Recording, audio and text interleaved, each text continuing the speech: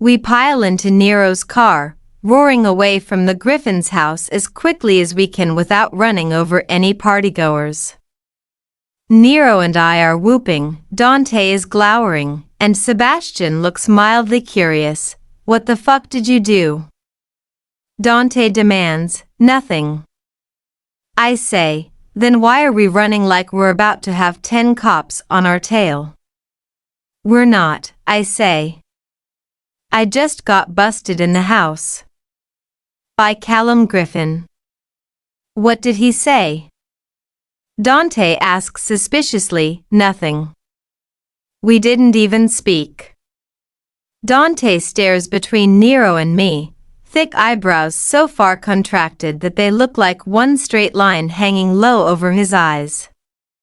Nero is trying to seem nonchalant, keeping his eyes on the road. Sebastian looks completely innocent because he is innocent. He was just drinking a Diet Coke with some redhead when we grabbed him. I think Dante's going to drop it. Then he lunges forward and grabs a handful of my hair, pulling it toward him. Because my hair is attached to my head, this yanks me forward across the seats. Dante inhales, then shoves me back, disgusted. Why do you smell like smoke? He demands. I don't know. You're lying. I heard an alarm go off in the house. Tell me the truth right now, or I'm calling Dad. I scowl right back at him, wishing I were as big as Dante, with gorilla arms that look like they could tear you to pieces. Then I'd be a lot more intimidating. Fine, I say at last. I was in the library upstairs. A small fire started. A small fire? Yes. Quit shouting or I won't tell you anything else. How did this fire start?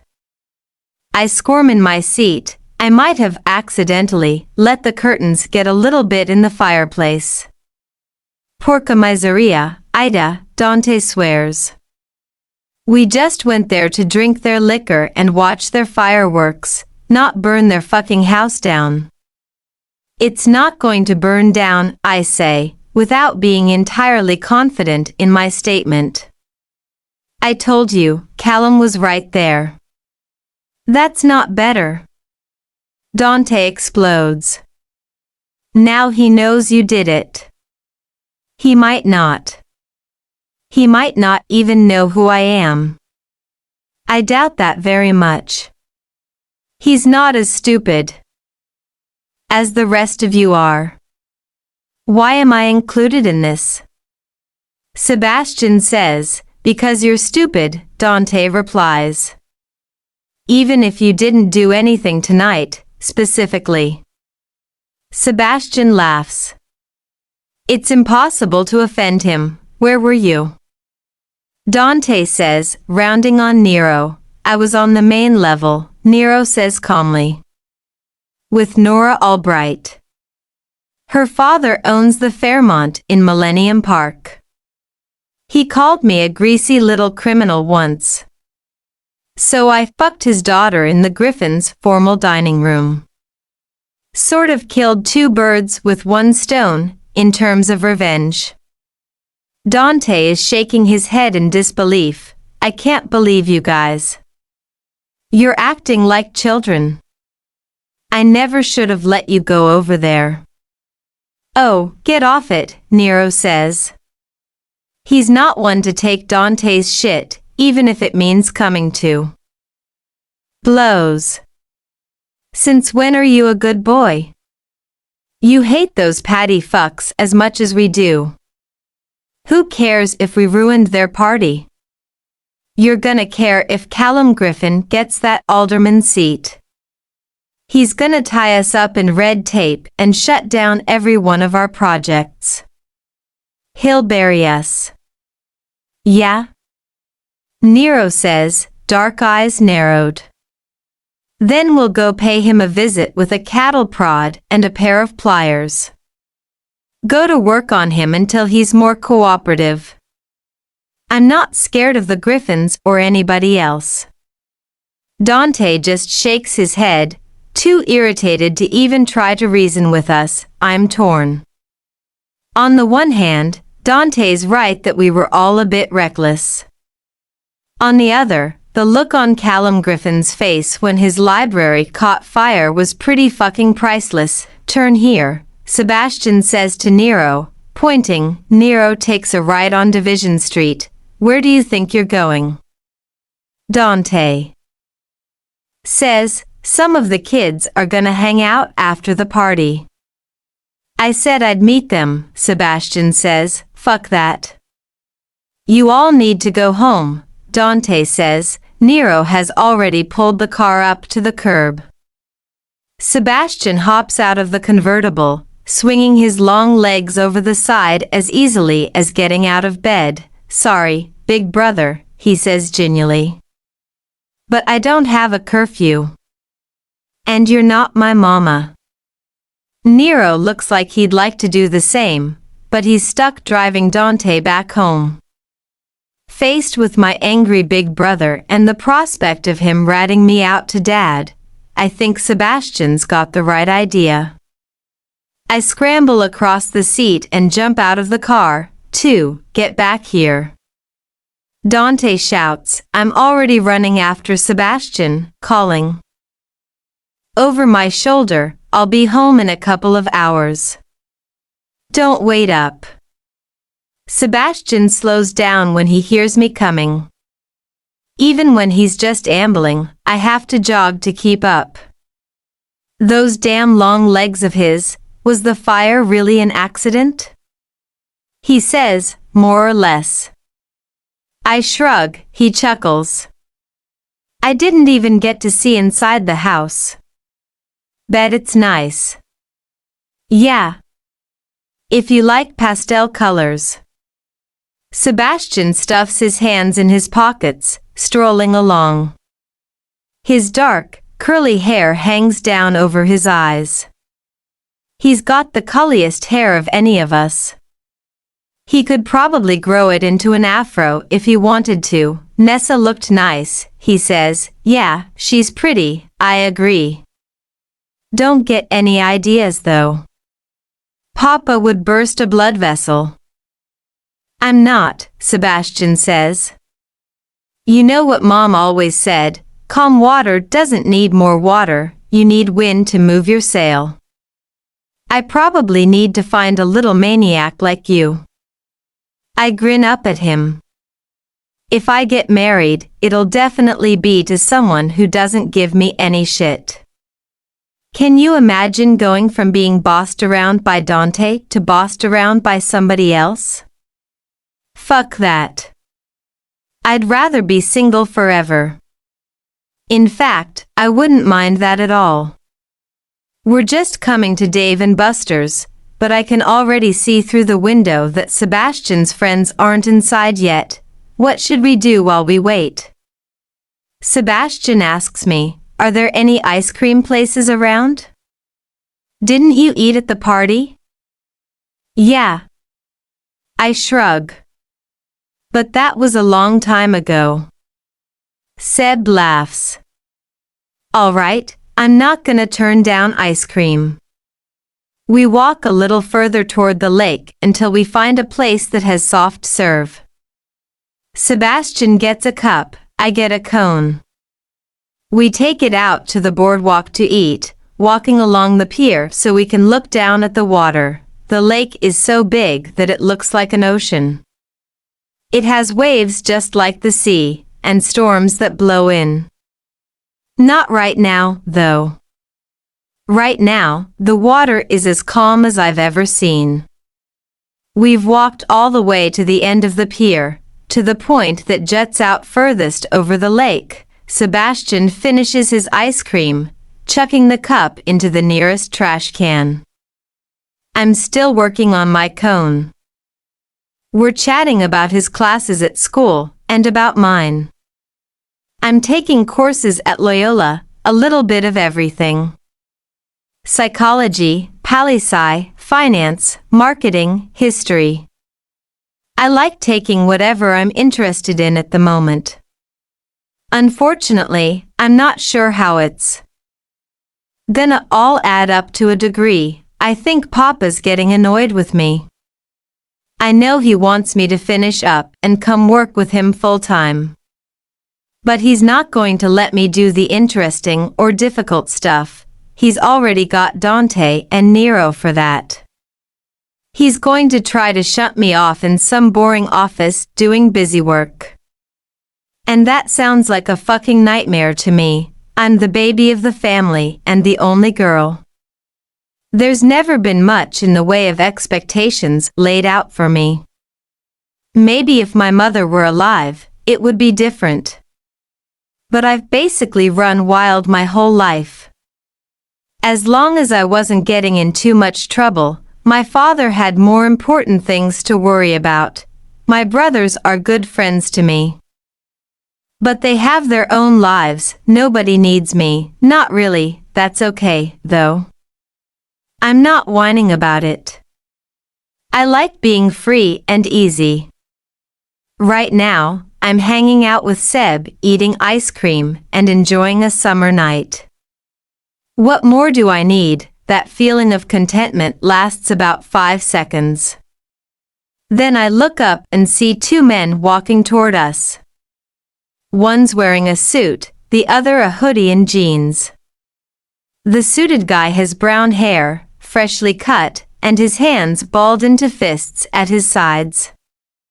The expression of fury on his face is all too familiar to me, since I last saw it about 40 minutes ago. Seb, I whisper, making my brother stand up straight, is that Callum Griffin?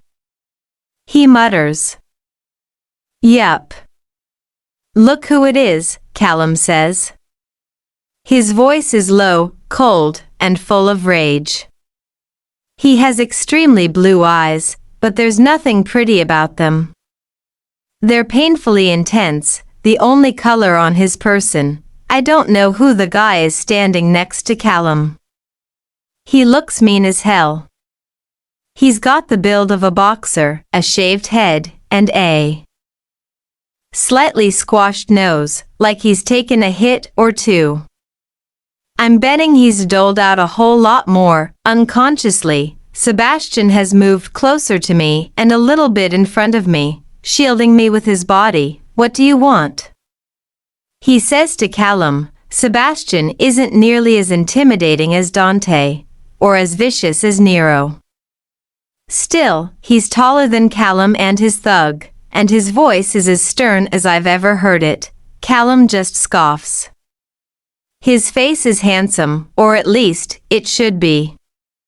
But I've never seen such a cold expression. He looks like he hates everything.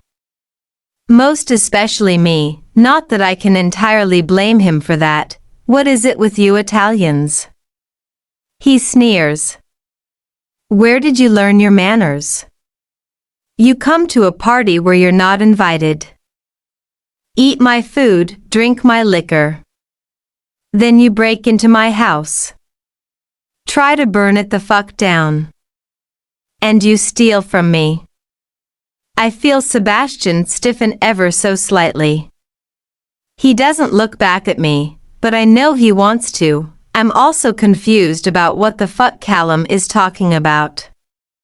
Then I remember the pocket watch, still tucked in the front pocket of my shorts.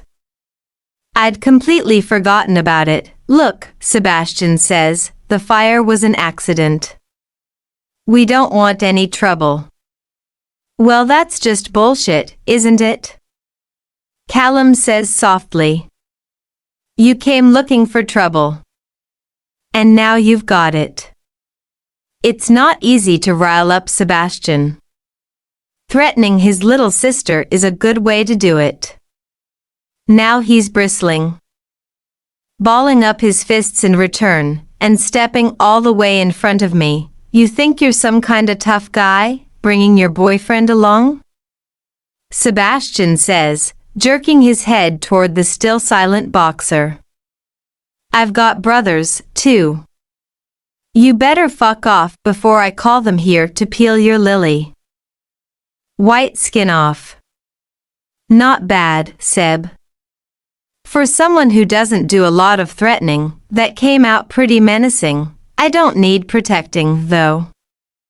I dart forward so I'm right next to Sebastian and I say, yeah, fuck off back to your fancy little mansion. You wanna play at being a gangster? You're just a bitch-ass politician. What are you gonna do, rubber stamp us to death? Callum Griffin fixes me with his icy stare. He's got thick, dark eyebrows above his pale eyes. The effect is inhuman and unpleasant, that's a good point, he says softly. I do have an image to protect. But it's funny. I don't think there's anyone around at the moment. That's true.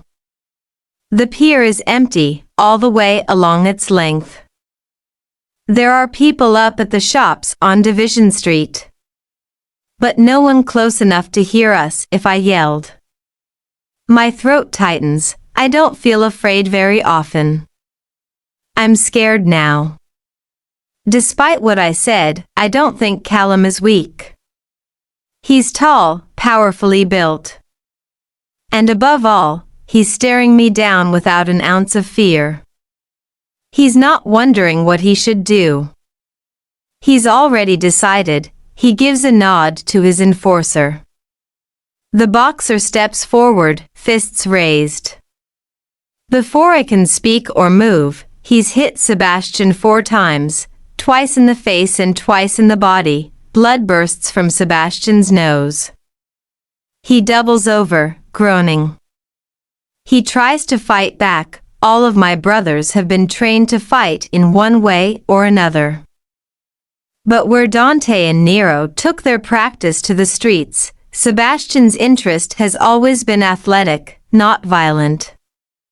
Still, he manages to get in a couple of hits thanks to his superior height and reach. One of his punches makes the boxer stumble backward a step. But the nasty fucking goon blocks Sebastian's other blows, before slamming my brother in the kidney with a punch that makes him crumple and fall to the ground.